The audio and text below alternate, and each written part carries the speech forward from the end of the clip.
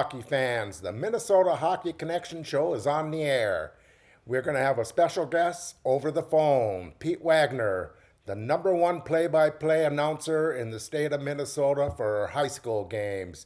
And he kind of runs the Minnesota Hockey.TV site where you can get all your streaming for high school hockey, youth hockey. And so I'm going to give Pete a call right now.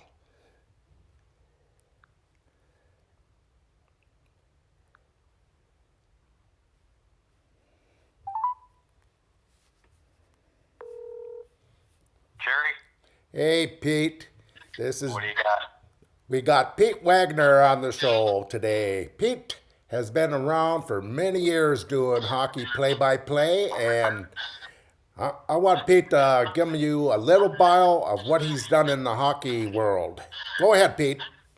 Well, hello, Jerry, and thanks for having me on the show. I hope everybody has like about 2 days for me to get into that. Right? I know. No, really my hockey bio is very simple. I just like any other kid in Minnesota. I grew up in Edina playing hockey where it was just a rite of passage. You looked at the older kids in your neighborhood, you idolized them at the park because they were so good. And then you'd go to the high school games and they were so good. And all you wanted to do was do that. I learned quickly that I wasn't going to be that great and that any dreams of lifting a Stanley Cup or even playing college hockey were not going to happen by 8th grade. I figured it out.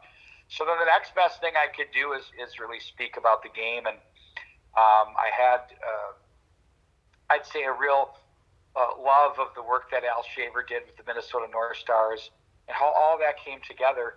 So for me, it was very much directed toward announcing the game and being involved with that. So then I went to the U of M and Brown Institute for Broadcasting.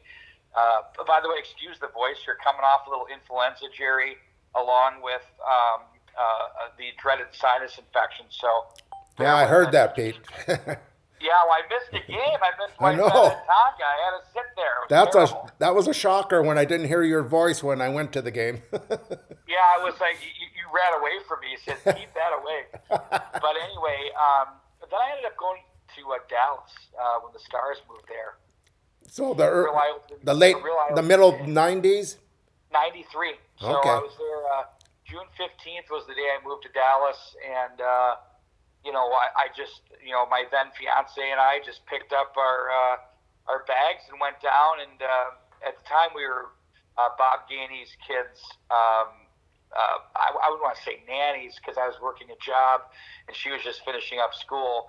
But I basically ran zone coverage with 2 of his 4 kids, Stephen being one of them. And it was just natural to go because his wife, Kathy, had become very ill with a brain tumor. Mm-hmm. So we found our way into Dallas. Working in the organization, wearing many different hats, was really eye-opening about the hockey business, about how scouting occurs, about the things that they're looking for, about how trades come together, everything that falls within what a hockey department does. Those things were very interesting to me, and I took a lot. I also learned a lot about the broadcast part of the game and how all that came together. Mike Forns was very close to me at that time, and I respected him a lot. He was the play-by-play voice, and he said to me, you look like a good guy. You want to have a family? Yep. You want to have kids? I do. Don't do what I do. And I said, why not? He said, because I've missed all of my kids' life growing up, and it's not worth it. And he was legit sad. And so I took note of that. When I got the Muskegon Lumberjack offer to be their play-by-play guy and sell ads, I decided I'm not riding a bus with a bunch of Coast guys or AHL guys just to go nowhere. So I settled in Minnesota and decided that high school hockey was something I got to start with in 1987 with Bloomington Educational Cable Television to just make that my love and passion. And since 1995, I haven't looked back. So when did you come back to Minnesota? It was 95. Okay. It's kind of funny. The first time I met you is when I came to Minnesota, and I was helping Duluth East, Mike Randolph, and Larry Traxel scouting all the Twin City teams. And I went up to you because you were announcing the Bloomington Jefferson games all the time. And you helped me a lot because you told me to go over to this building and you can get tapes. You can buy them of the game. Yeah, it was on Portland Avenue there. Yeah, Yeah. I sent you over to my guy Tom Ringdahl, and Yeah. then just that's the worst kept. It didn't really help you though, did it? Yeah, they fired me. No, they didn't. Yeah. But No, but yeah, we didn't definitely. really know each other. But right after that, when you came back, then we started seeing each other at games, and then we started talking a lot more. And before you know it, we're good friends, and like we see each other. We live 175 miles away from each other, but we seem to bump into each other 3-4 times a week. It's incredible. It's come to the point, Jerry, where I'm like, I'm expecting to see you. Sometimes it used to be a surprise where I'd be like, well, there's Jerry. But now it's like, good, you should be here, you know. So, but I would think, and we're going to get into this a little bit later, I would think that this year has lended for just some really, really great hockey around the state of Minnesota, especially in the Metro and in the West Metro. It's just been Right. very, very elite, to be honest. That's kind of an used word, but I definitely believe that. So, just to wrap up, if you don't mind, real quick on the journey. So then in 2004, I was working with a wine distributor here in the Twin Cities, actually making sorry about the voice, making really good money. Uh-huh. And I didn't like working for the man. I just decided that wasn't going to happen. So I decided to start a website that nobody saw. I just wanted to learn how it all would work. And then in 2006, I started myfoxhockey.com with Channel 9 here in the Twin Cities, which was groundbreaking. It basically went in with a computer, a camera, and a microphone. I said, you guys got all these like live and local ads about how you're so in touch with the community. What more live and local is high school hockey? And they completely agreed. And man, we had like a 5-6 year run with that with Right. Bart and myself. That was great. Yeah, that was like, it was so ahead of its time. Like, we could barely get the video up through the pipe, let alone you could barely get it down at home because everybody was dial-up. And you go all over the state for these games. That But was nobody even better. cared. You Yeah, can't. right, exactly. You went up But to Cloquet and the East games. We were the best back in those days. And we would do War Road Roosevelt. yeah, the best we did matchups. Moorhead. Yeah, we didn't care. Now Bart would never leave the West Metro. As you know, I had you call color when we were at Heritage because Right. Bart would Never done it. Never done it in my life. Are you there, Pete?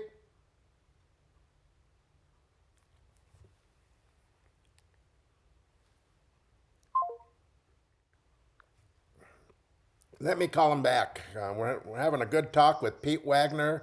He does more play-by-play. We lost you there. Sorry, I didn't do anything. I don't know how that call got done. But anyway, I was just saying that Bart's like, I'm not leaving the Metro. And so then I would always tap Jerry. I'd get you, hey, we got a game at Cloquet, we got a game at Heritage, wherever we are. I need you. And you're like, okay. You would always step up. But then things kind of evolved. During that process, the MN Hockey Hub came to fruition too. Right. And that was the Ken Pauley, Mike McMillan, Chad Nyberg situation where they reached out to me after the first year of my Fox Hockey and said, we need to do more. And I said, well, you need to do what the USHL's doing. They're killing you right now as far as like marketing. Look at all this great stuff we're doing with their website. Well, what do you mean? Well, we got to build like an NHL.com for high school hockey.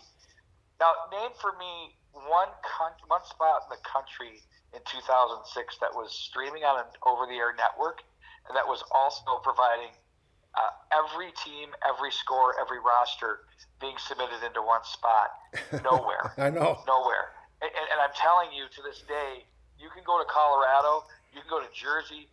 They're so far behind what we're doing, and we've had a vision here in Minnesota. I think everybody gets a little bit spoiled because of the way it's covered. Not even in Texas can they organize this because honestly, between you and me, I've looked at trying to do it. It is so big, I want nothing to do with it. There's so many. I mean, you can never keep track of it. Right. Holy smokers! Yeah. So this is a nice controlled environment where you can get it done. And so then the hub happened, and then obviously we started MN Hockey TV because I really wanted to put my attention to streaming and hockey, and we decided to go after Live Barn and provide a product that we thought would be better, that could put announcers on it, and do some great stuff. Lo and behold, on December 15th, they bought us. So that's been wonderful. We're working together, and their support has been awesome. So what you're seeing today right now, Jerry, is only going to get bigger. So what's the name of the company that you stream right now? Is it MinnesotaHockey.tv? It's mnhockey.tv. It's the best. And I'll tell you what, I only tried it for 2 games because I'm so busy going live games, but holy cow, it comes in really nice. Well, it's 4K video. It processes in the cloud. There's no computers. We use the Spidio camera out of Sweden. We've been using them since 2019. It separated us from the pack. And I'd like to think with my, I'll go pro wrestling term here, stable of announcers. I've got 23 of them right now. Wow. Really good group of guys. Right. I know a lot of them. Pay them pretty good money to do the deal. They know you. And, it's all a big love fest. So, the games that have the announcers on them obviously are much more intriguing and compelling. Right. So it makes a big difference. And then we obviously, with what we're doing, we do all sorts of different things too. We do other sports as well as we do program books, media guides, and it's through those where we can assist by providing ads within our games, booster clubs, and raising funds that go just beyond $500,000, $700,000 program book ad. They can now have that where it goes across the board to a stream, so that can turn into a $2,500 ad. They make money. They pay us to have the announcers. We make them money. They make us money. We're all happy. So that's mnhockey.tv. Yes. And if someone wants to get a little more information on that, do they go through you, or how do they go about that? Well, I'm a figurehead, right? Okay, thank you. I was waiting for the laugh there. I would say, if you go through me, if you want more information, best is to email me. I get absolutely lit up. So, like, we have a scheduling department, a marketing department. I do the broadcast services and the sales. There's so many different moving parts. Because I'm kind of the face that's out there, it's really easy to say, well, Pete knows. Best is just to go on the site and look under the frequently asked questions, and that's just about everything you would need to know. So just go to your website, then you can find that. Okay. Yeah, don't bug me. That's what I just said. Okay. I'm kidding. Don't bug you. We always bug you. You know that. I know. That's the best I always part. go to the game and you're announcing, and someone's always bugging you when you're calling the play. They're tapping me on the shoulder. I know. I'm calling the game, dude. Did you see the one at St. Thomas Academy? No. Oh, some guy was basically putting me in a Vern Gagne's sleeper hole. Okay, so you're out there doing games every week and calling the games and that, and you probably have done more high school games. I don't think there's anyone comes close to how many games you've done. So you know the hockey game, high school part of it, very good. So you grew up in the West Side, Edina High School and that, and right now that Lake Conference, oh my God, they're killing everyone.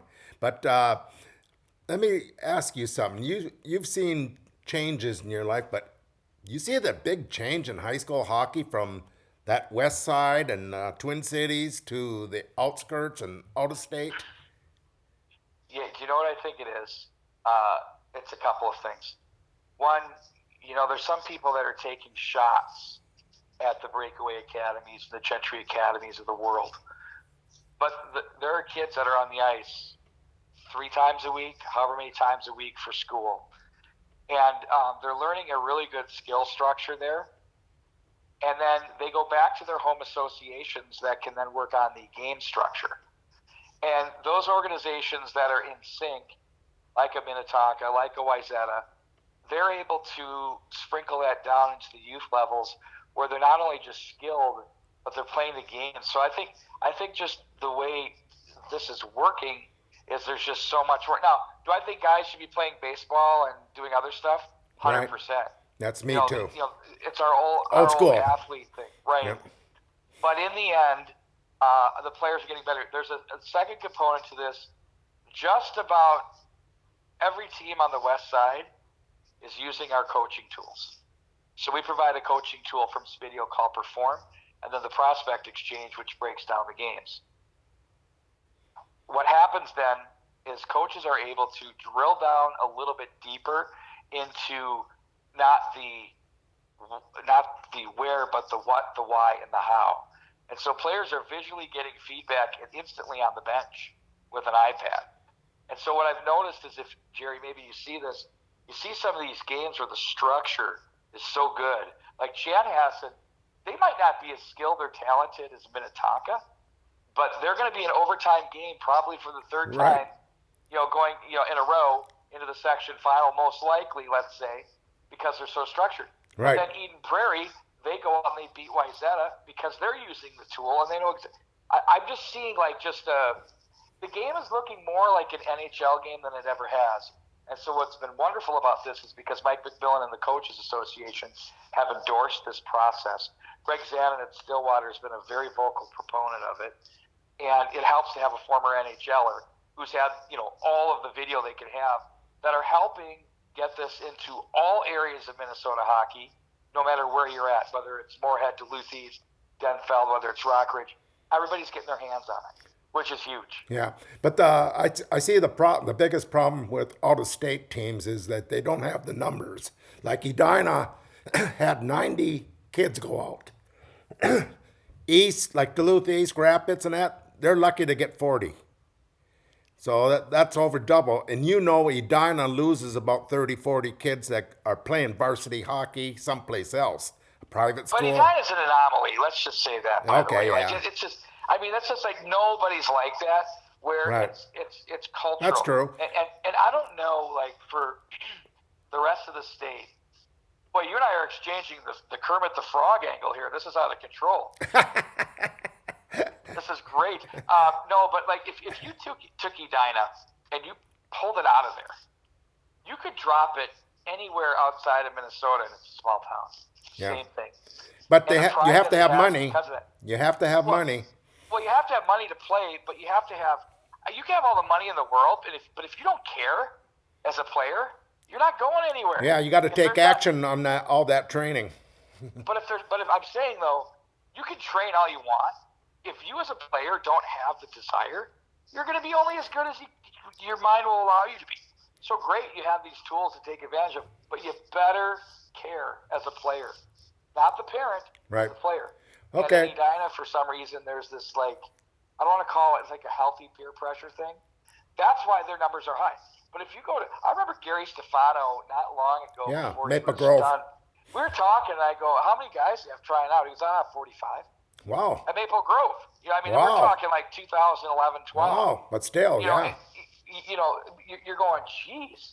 They were no different than a small school. Right. So what I think happens is I think the game has gotten to a level with the specialization that it weeds itself out, where it's a pass-fail. If you don't make the high school team, you've wasted your time, and it's worthless. Well, if you think about it, you use the Rozo model. This is what Chad Nyberg always said. Hey, look, man, you need 5 guys per class. That's it. If you want to compete, you need just 5 guys per class. And so you don't need to have 90 guys try out. But what you need to have is 5 guys per class that care about the game and the sweater and not about their next step to the USHL, the NA, the NA3, whatever it may be, college. They have to care about the moment, and I think that's the most important thing. Right. Okay. You're down there on the west side doing a lot of games with the top teams, but you go all over the Twin Cities and sometimes out of state. But so these teams. And this year, I tell you what, those 4 teams on the west side, man, it's the best hockey in the world when they play each other. So the playoffs are going to be starting in a couple weeks. So let's just work with 2 and 6 section right now. Talk about number 2, which would be Tonka, Chanhassen, Holy Family. I think Shakopee's in there too, right? Yeah, Shako is in there. You got it. Okay, so what do you think of? I'm just saying those 4 teams get to the semis. Let's just say that right now. What do you think? What's really interesting, let me just throw this at you real quick. Minnetonka is 19-0-2. Right. And they might not even win the Lake Conference. Right. Consider that. Yeah. That's incredible. Yeah. You know, everybody is. Minnetonka is interesting because I believe when they started the season that a lot of these guys, this is 3 years with Sean Goldsworthy, and they knew exactly what was expected of them. And in doing so, they executed better than the other teams who are coming off what Goldie calls the fall hockey, summer hockey thing. And I completely agree with that. So they were a little bit further ahead, you know, and they were decimating teams to begin. Right. Well, now, instead, it's like everybody's kind of caught up to that. But for Chanhassen, they're not as, I would say, on paper or name recognition as offensively talented. But their structure and their lack of respect for Minnetonka in a healthy way puts that into a really, really impressive 1-2. Where you get interesting is in the 3-4. Right. 5. 3, you got Eden Prairie, you got Shakopee, you got Holy Family. I think because Eden Prairie, I love their 4 defensemen, their 4 top ones. Right, young. They're as good as you get, and they're strong. I think they could be a problem because they have that, quote, lack of respect for the other Lake Conference teams. And what I mean by that is sometimes you can go into a building. And I was talking to Ken Pauley about this. I said, hey, buddy, I don't care what anybody says. When you go into play against Edina in the playoffs, you're down 1-0. You know why you're down 1-0? Because that's a machine over there. That's a playoff machine. Yep. And you know, it's hard to disagree with that. So I kind of feel like Eden Prairie is sort of that same thing where there's an extra level. They were very good, and they had an overtime game in the semifinals last year. But really, in the end, let's just say, you know what, the stars are aligning for Tonka and Chanhassen, and that's going to be an absolutely incredible semifinal and final with those 2 teams, most likely. And by the way, you can get those on the mnhockey.tv. That's great. No, that's great for people that's know that. Absolutely. And, you know, I think the thing for Minnetonka, it was interesting because did you notice how they juggled lines a couple games ago? And they put Javon Moore with Alex Lunsky. Yeah. And they brought Burroughs on a line with Schultz and Sheets. Yeah, Lunsky just came back a couple of weeks ago. The Edina game. Upper body injury. So they're doing that in high school.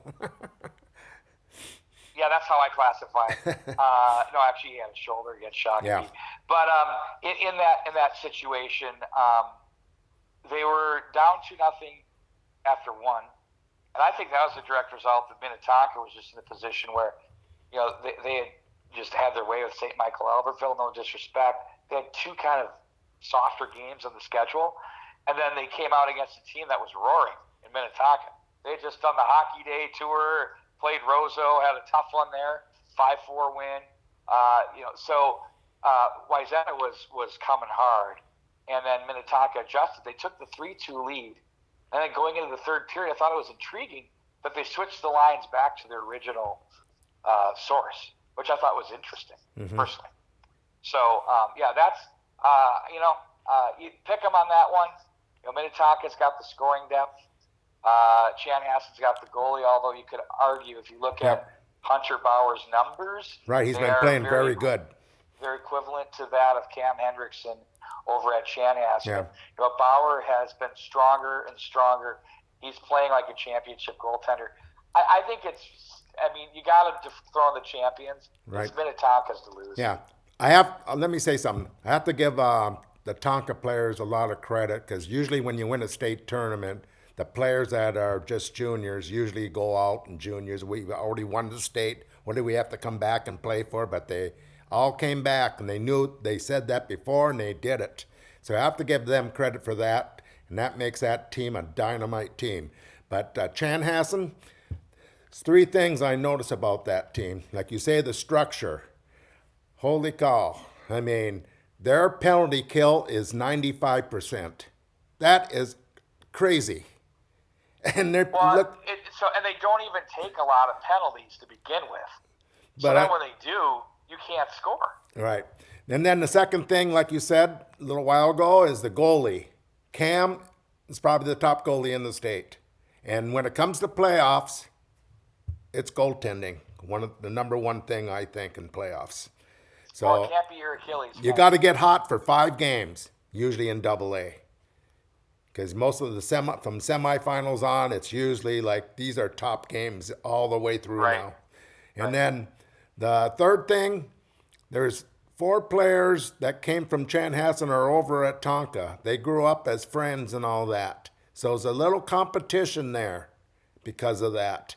And I've talked to the Chanhassen coaches and youth coaches there, and they say the same thing. That's why they're always a close game, because they're out there like rink rats, and they both want to win. Well, and then you realize that there's a goaltender that was from Minnetonka that's on Chanhassen. That's true. and that there's a forward from Eden No, Prairie but I'm that's saying, on Chanhassen. but they know each other so good that Right. makes it so much more competitive game. I'm just saying for those that don't know, I mean, Yeah. there are players that are on Chanhassen that have seeped in from other areas. One of them from Minnetonka, which just adds to the dynamic, which is Right. absolutely insane. And one quick note on that.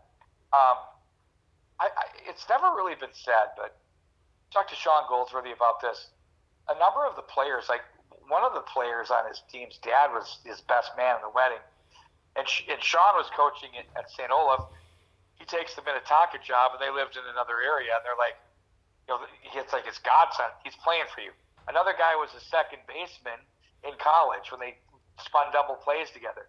There was a third one that was a college. So some of it is that, and I've always believed with the movement that you see, it's easy to take a shot at Kenny Novak Jr. over at Hopkins High School at basketball back in the day. Right. Well, you know what I know is if you're a good coach, I don't care what the parents think or do, they're going to find them and go to them. Right. And I think a lot of that happens, and I think it's easy to say, well, they recruit, they this. I think a lot of people go to where the good coach is, personally. Right.